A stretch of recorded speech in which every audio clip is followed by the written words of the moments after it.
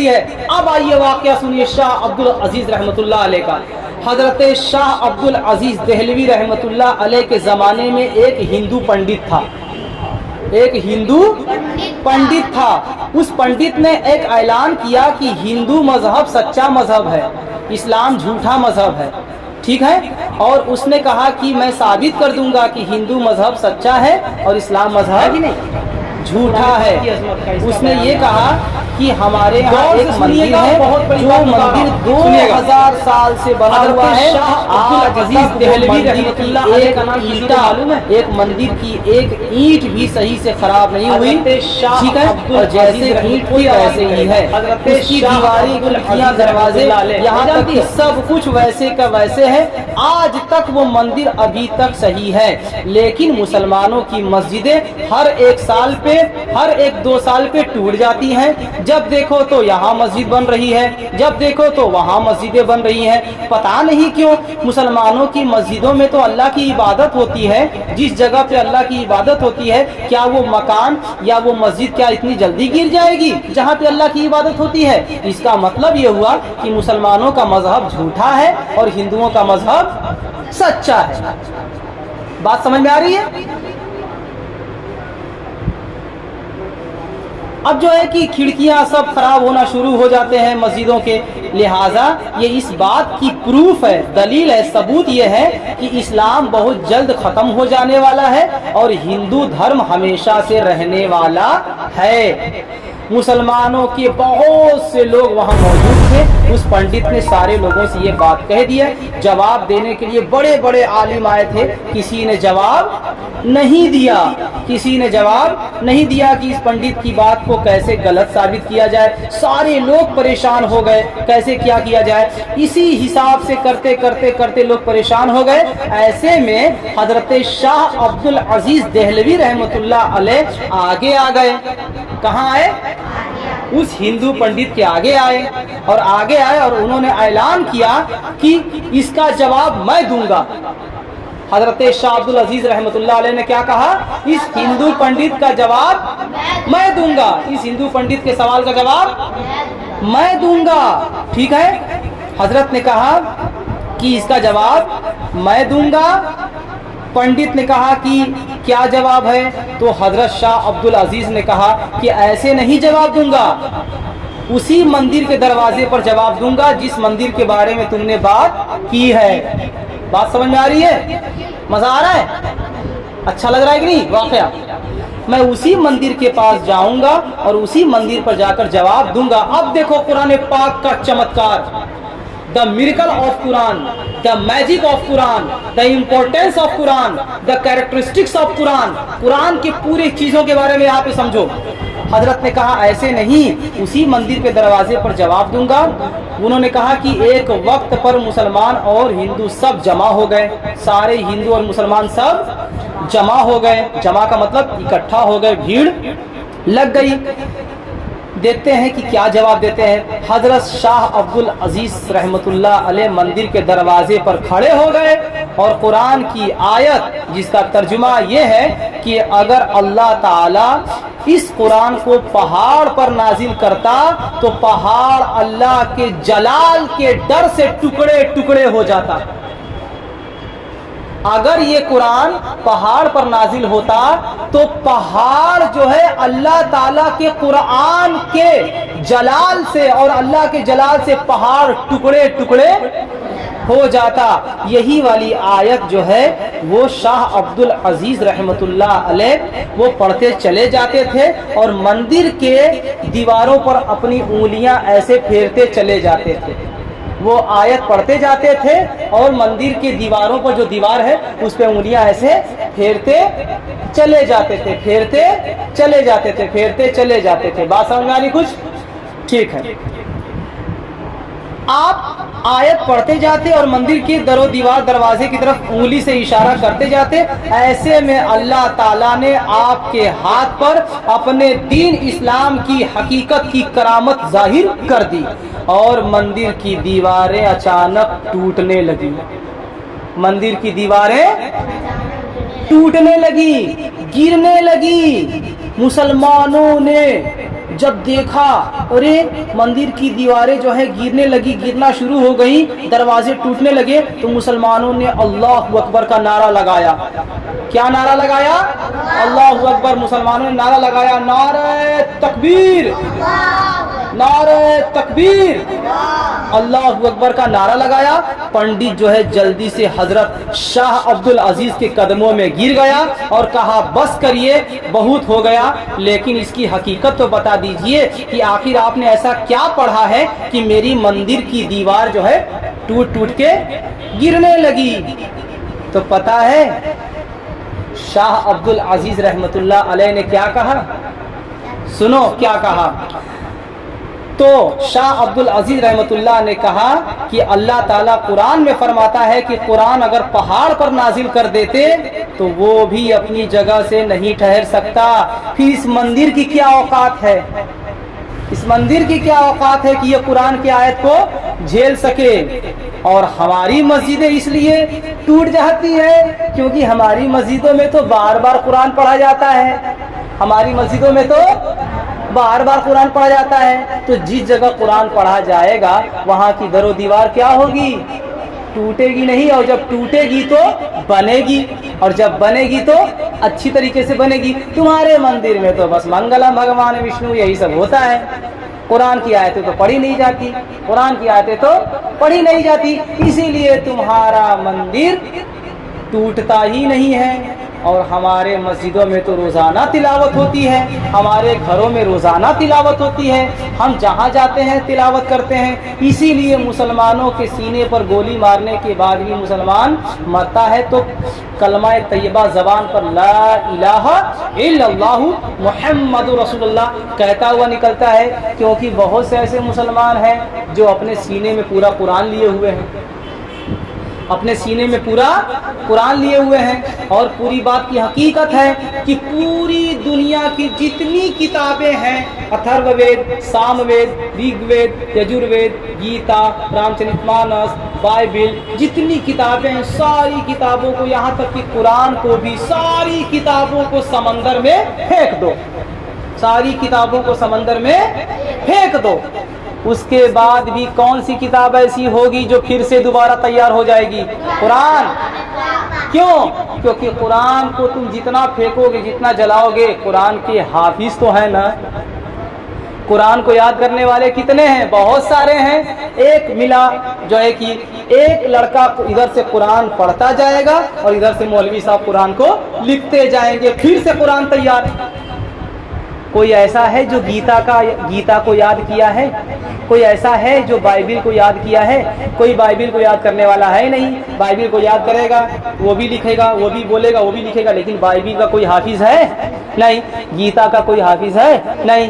यजुर्वेद का कोई हाफिज है? नहीं। अथर्ववेद का कोई हाफिज है? नहीं। सामवेद का कोई हाफिज है? नहीं। रामचरितमानस का कोई हाफिज है? नहीं। रामायण कोई हाफिज है? नहीं। है तो हाफिज किसका? कुरान का।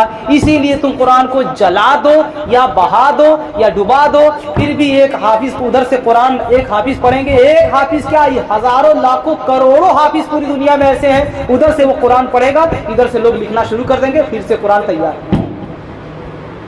तो अब बताओ, कुरान कभी मिटने वाला है? इस्लाम कभी मिटने वाला है? ईमान कभी खत्म होने वाला है? नहीं। इसीलिए कहा जाता है कुरान की इज्जत किया करो, कुरान की इज्जत किया करो। Quran is the most beautiful book in the world. Quran से बेहतर कोई खूबसूरत पूरी दुनिया में किताब नहीं है। मेरी बात समझ में आई किसी को? तो आज से सारे लोग कम से कम 3 ही आयत, 5 ही आयत, 7 ही आयत रोजाना पढ़ेंगे। और ये बात मैं रोज कहता हूँ, और ये बात मैं रोज कहता हूँ। आप लोग पढ़ेंगे? पक्का? कोई इंशाअल्लाह अज़्ज़ व जल पढ़ेंगे कल ना? है? पक्का पढ़ेंगे। और जिन बच्चियों को कुरान पाक सही से पढ़ने नहीं आता है, वो कोशिश करें, वो कुरान पाक को देखें, गौर करें, उसमें देखें, उसमें तजस्सुस करें, उसमें जो है कि तफ्तीश करें कि ये आयत कहाँ से आई है। बात समझ में आई? हमारे प्यारे आका सल्लल्लाहु अलैहि व आलिहि वसल्लम پر ایک بوڑھی عورت نے کالا جادو کیا تھا، جس کو ہمارے یہاں کی محلے کی عورتیں کہتی ہیں کاروائی۔ کیا کہتی ہیں؟ ارے تمہارے پر تو کاروائی کسی نے کر دیا ہے۔ بات سمجھ آ رہی ہے؟ ایک بوڑھی عورت نے ہمارے نبی صلی اللہ علیہ وسلم کے اوپر کالا جادو، سفید جادو نہیں، کالا جادو کیا تھا۔ بلیک میجک، ایسا جادو جس جادو سے کسی انسان کی جان چلی جائے۔ پوری دنیا میں کالا جادو سے بڑا کوئی جادو نہیں ہوتا۔ ہاں، ٹونا جادو تو اس میں صرف جان بچ بھی سکتی ہے، کالے جادو میں جان نہیں بچ سکتی ہے۔ بوڑھی عورت ہمارے نبی صلی اللہ علیہ وسلم سے اتنی نفرت کرتی تھی، دشمن تھی، کہ ہمارے نبی صلی اللہ علیہ وسلم کو مارنے کے لیے ہمارے نبی پر اس نے کالا جادو کیا تھا۔ ایک موم کا پتلا بنائی اس بڑھیا نے، موم کا پتلا بنائی، اور پورا اس کا ہاتھ پیر ناک منہ جیسے کوئی گڑیا نہیں ہوتا ہے ڈال، ویسے ہی پتلا بنا کر کے اس پتلے کے ماتھے پہ لکھ دی محمد صلی اللہ علیہ وسلم۔ کیا لکھ دی؟ محمد۔ اور سوئی لے لی، سوئی لے کر کے پتہ نہیں کیا پڑھ کے اس پتلے کے پیٹ پر سوئی چبھو دی، مطلب کوچ دی، چبھو دی۔ ادھر سوئی، پتلا کدھر ہے؟ ادھر ہے، اور ہمارے آقا کدھر ہے؟ بہت دور ہیں، بہت دور ہیں۔ ادھر سوئی چبھوئی جا رہی ہے، ہمارے آقا کے پیٹ میں درد ادھر ہو رہا ہے۔ یہ جادو ہے۔ وہ بوڑھی عورت پھر سوئی لے کر کے اس پتلے کے کان میں چبھوئی، ہمارے آقا کے کان میں درد ادھر ہو رہا ہے۔ اسے جادو کہتے ہیں۔ ایسے ہی جادو ہوتا ہے، آپ لوگ کرنا بھی مت، جادو حرام ہے، اسلام میں جادو حرام ہے۔ تب جا کر کے ہمارے نبی صلی اللہ علیہ وسلم کے پورے بدن میں 11 جگہوں پر کیا کیا گیا تھا؟ کالا جادو کیا گیا تھا، بلیک میجک۔ کیا کیا گیا تھا؟ بلیک میجک، کالا جادو۔ ہمارے نبی صلی اللہ علیہ وسلم کے بدن کے 11 انگوں پر جادو کیا گیا تھا۔ بات سمجھ میں آ رہی ہے کچھ؟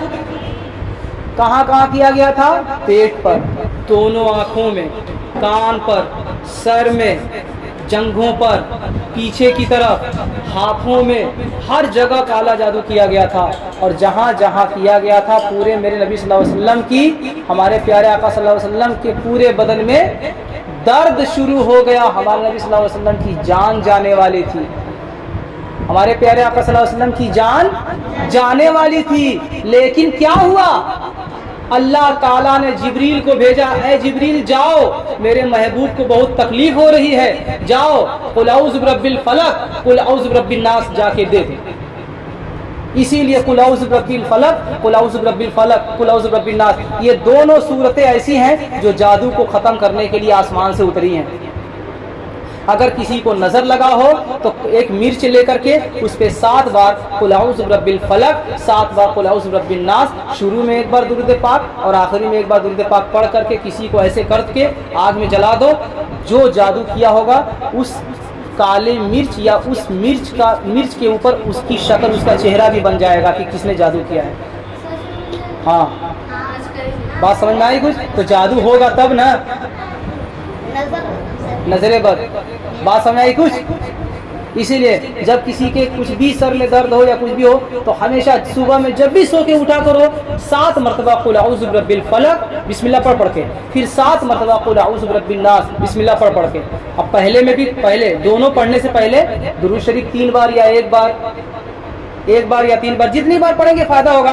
3 بار درود پاک پڑھ لیں گے، پھر 7 مرتبہ قل اعوذ برب الفلق قل اعوذ برب الناس، پھر آخری میں جب ختم ہو جائے گا تو پھر 3 بار درود پاک پڑھ کے کسی پہ دم کر دو یا پانی میں دم کر کے پانی پی لو۔ دن بھر تم کو جادو نہیں ہوگا، کوئی تم کے اوپر کارروائی بھی کرنا چاہے گا تو نہیں ہوگا۔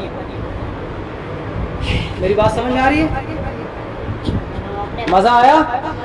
اسی لیے کہتا ہوں قرآن کی عظمت کا کوئی مول نہیں ہے، قرآن کا کوئی مولیہ نہیں ہے، قرآن کی کوئی قیمت نہیں ہے۔ کوئی خریدنا بھی چاہے، اس کی کوئی قیمت لگانا چاہے تو نہیں لگا سکتا۔ میری بات سمجھ میں آئی کسی کو؟ آج سے سب لوگ پڑھیں گے قرآن 40 دن لگاتار، بس قرآن پاک پڑھ کے دیکھو، پھر دیکھو کمال کیا ہوتا ہے۔ 40 دن بس قرآن پاک پڑھ کے دیکھو۔ ہاں کوئی دقت نہیں ہے، ایک پارہ پڑھو، چاہے روزانہ 3 آیت پڑھو، 40 دن پڑھو۔ 40 दिन قرآن پاک پڑھ کے دیکھو کیا ہوگا. پوری تبدیلیاں ہو جائیں گی. انسان جو پہلے تھا ایک دم بالکل بدل کر کے عجیب و غریب اس کے ساتھ ہو جائے گا, ایک دم چمتکار ہو جائے گا اس کے ساتھ. Magic, just like a magic, ایک دم اچھے سے اس کا کھانا پینا, اس کی صحت, ہر چیز سدھر جائے گی. بس 40 دن لگاتار, ایک دن بھی ناگا نہیں ہونی چاہیے. لگاتار 40 دن قرآن پاک پڑھ کے دیکھو. کسی بھی ٹائم, کوئی نہیں, کوئی ایک ٹائم مقرر کر. روز صبح میں اٹھو, روز صبح اٹھو, ارے میں قرآن پڑھنا ہے, بس شروع کر دو. اگر کوئی لڑکی ناپاکی کی حالت میں ہے, 40 اگر کوئی لڑکی ناپاکی کی حالت میں ہے تو کوئی اپنی بہن سے یا جو پاک صاف ہو اس سے قرآن کھلوا لے, اس کو قرآن کھلوا کے اس سے پڑھوا کے اپنے بیٹھ کے سن لے. اس سے بھی ہو سکتا ہے. اور کیا, کیونکہ پڑھنے سے زیادہ سننے کا ثواب ہے. اسے 40 دن ہے, اب 40 دن کے اندر میں تو ناپاکی تو آئے گی, بالغ عورتوں کو تو ناپاکی تو آئے گی نا. تو اس میں کیا کرنا ہے, اس میں یہ کرنا ہے, ساتھ وہ بیٹا تم نہیں سمجھ پاؤ, تم چھوٹی ہو نا. جو بالغ عورتیں ہیں وہ اگر 40 دن لگاتار نہیں پڑھ سکتی تو کم سے کم مان لو بیچ میں ناپاکی کا دور آ گیا, ناپاکی شروع ہو گئی, تو کسی اور سے پڑھوا کر کے اپنے بغل میں بیٹھ جائے, پاک نہا دھو کر کے بیٹھ جائے, اور وہ پڑھ رہا ہے وہ سن لے, تو اس کو بند کر دو, بس ختم. اس سے بھی ہو سکتا ہے. بات سمجھ میں آ رہی ہے کسی کو؟ ایسے بھی ہو سکتا ہے. ٹھیک ہے, کیونکہ قرآن پڑھنے سے زیادہ سننے کا ثواب ہے. اب کوئی کہے قرآن پڑھنے سے زیادہ سننے کا ثواب ہے, تو ٹھیک ہے, قرآن پڑھ بھی نہیں کریں, خالی سنیں گے. قرآن پڑھنے سے زیادہ سننے کا ثواب ہے تو صرف سننے کا ہی نہ ثواب ملے گا,